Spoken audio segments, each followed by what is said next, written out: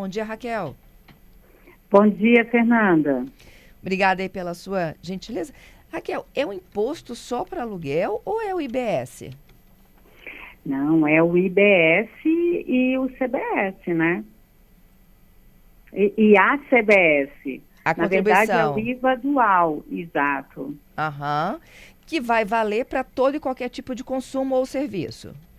Exatamente. É, Na verdade, você já deve ter falado sobre isso, o IVA veio para unificar isso aí, só que ele acaba sendo dual porque você tem impacto federativo.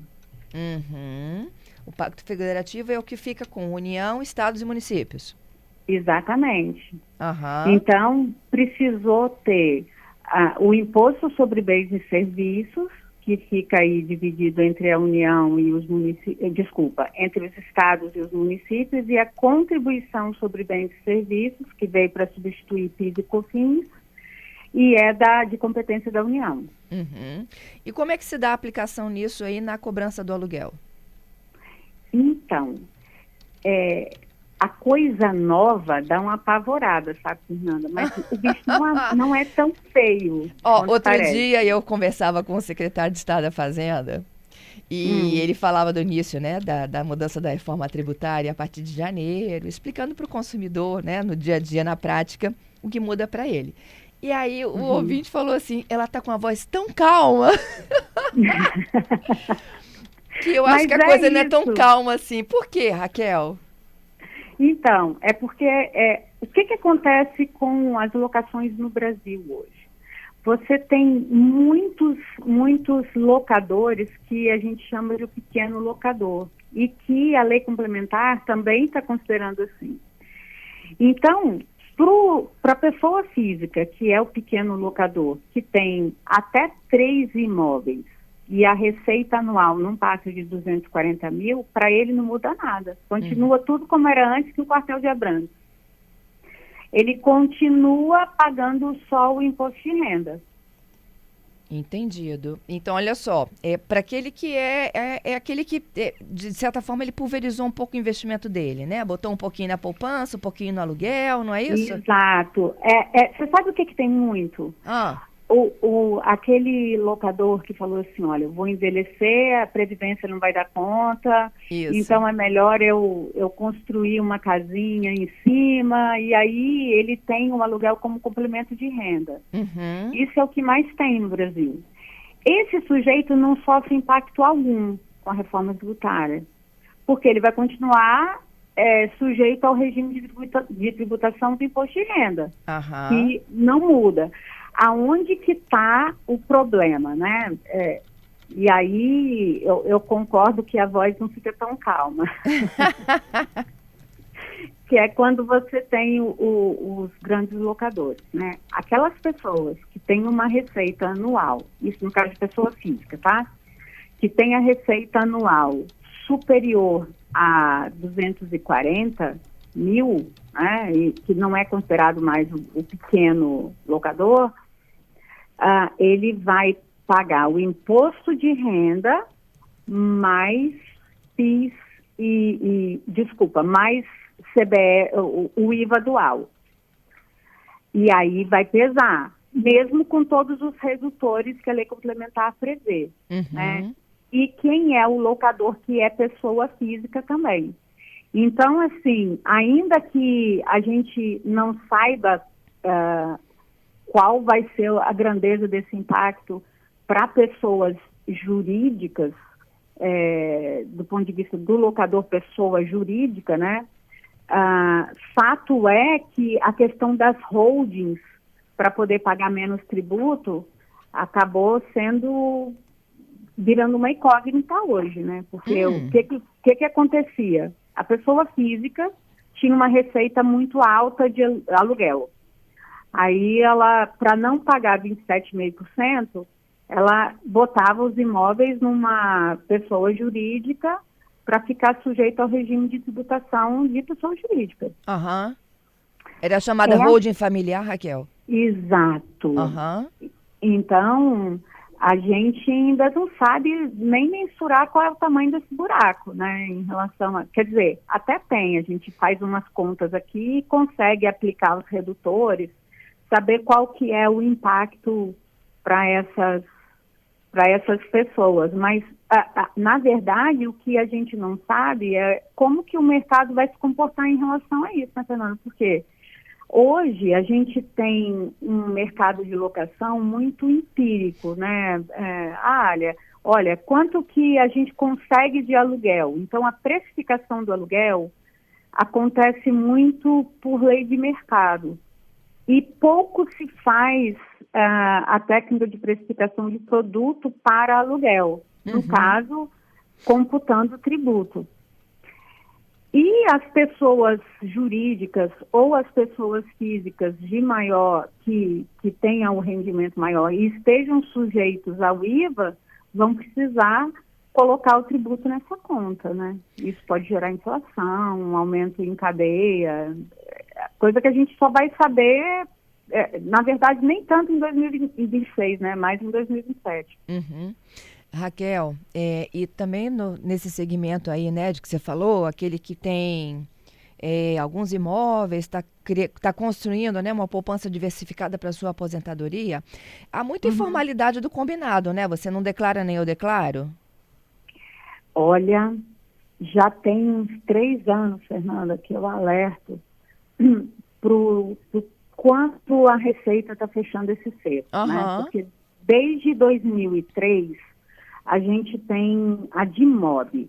DIMOB é a declaração de que todo mundo que transaciona, que está de alguma forma trabalhando com transação imobiliária, ela tem uma obrigação fiscal de anualmente informar para a Receita até o último dia de fevereiro de quais transações ela participou, o que ela trabalhou ali de transação imobiliária. E isso foi encontrou de facilitar o cruzamento de dados. Isso em relação à DIMOB. O que acontece muito? Como a gente tem muita informalidade, mesmo aqueles locadores que não declaram, que trabalham com imobiliária, muitas vezes eles chegam no pequeno imobiliário e falam assim, olha, eu entrego meu imóvel para você administrar, mas sob a condição de você não declarar. E às vezes a imobiliária, tentando agradar ali o locador, aceita essa condição. Só que ela pode pagar uma multa de até R$5.000. E o que acontece agora com a reforma tributária? A gente tem o CIB, que é o Cadastro Imobiliário Brasileiro, que vai funcionar como se fosse o CPF do imóvel, né? E isso vai facilitar muito o cruzamento de dados. Entendi. Então, e aí não tem mais essa desculpa, né, de que... E são valores idênticos todo mês também, né? Isso levanta suspeita pelo próprio cruzamento de informações. Isso, mas não é só isso, não. No direito tributário, existe uma coisa que a gente chama de autodeclaração, né? Que o que acontece? Mesmo o sujeito que é o pequeno locador, ele não vai precisar pagar o IVA. Aí ele fala assim, bom, tudo bem, então, já que eu não tenho para onde correr e já que eu vou ficar muito exposto, vamos declarar. O que acontece quando você trabalha com a DIMOB, que é a declaração lá das transações imobiliárias? Existe um formulário que você tem que preencher na Receita. Quando você manda essa declaração e você vai falar, olha, a receita é de aluguel, você tem que preencher com a vigência do contrato. Então, se você chega e fala assim, em 2026, olha, eu tenho um contrato que eu celebrei em, sei lá, em 2024. E eu paguei de novembro de 2024 até dezembro de 2025, quer dizer, se você informou a vigência, você disse para a Receita e você não recolheu, você não declarou esse período, você está dizendo para a Receita que você não declarou. E aí esse contribuinte vai pagar multa sobre o imposto de renda, não sobre Entendido. o IVA. Né? Então, isso aperta muito o cerco para o locador, embora o pequeno locador não sofra uma exação, não sofra diferença no pagamento de tributo, né, por ser um pequeno locador, mas ele sofre outros impactos. Entendido. Raquel, e qual é a saída? Olha, tem coisa que não tem saída. O que acontece? Em relação à declaração, olha, o risco de cruzamento de dados, você vai ficar exposto, e a imobiliária que não declarou também fica exposta, né? Porque em relação aos 5 anos para trás, Entendido. aquela informação que você lança. Em relação a isso, não tem muito o que fazer. Entendido. É tentar remediar o dano. Entendido. Raquel, Agora, vou dar uma paradinha de 1 minuto para o repórter CBN e a gente volta só para fechar esse raciocínio, tá bom? ok. Estamos já de volta aqui com o nosso CBN Vitória. Hoje, quinta, dia 18 de setembro de 2025. Bom, a gente vai tentar reconectar a Raquel Queiroz. Ela é advogada especialista em locações imobiliárias e a gente está te explicando o que muda em relação aos aluguéis com a chegada, né, do início aí da validação da reforma tributária, que é a partir de janeiro de 2026. A partir do próximo ano, gente, entra em vigor o que eles estão chamando de um novo imposto sobre o aluguel. Ele é previsto em lei complementar da própria reforma tributária. A Raquel já explicou, né, que é o Imposto sobre Bens e Serviços, o IBS, e a Contribuição sobre Bens e Serviços, que foram criados, gente, no modelo do Imposto sobre o Valor Agregado, o dual.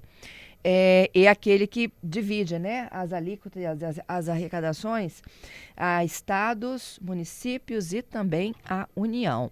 E aí ela estava falando quem entra, quem está liberado, né, em relação a esse imposto. Eu perguntei quais são as saídas e foi na hora que chegou o repórter CBN, eu prometi voltar com ela para fechar esse raciocínio. Ei, Raquel.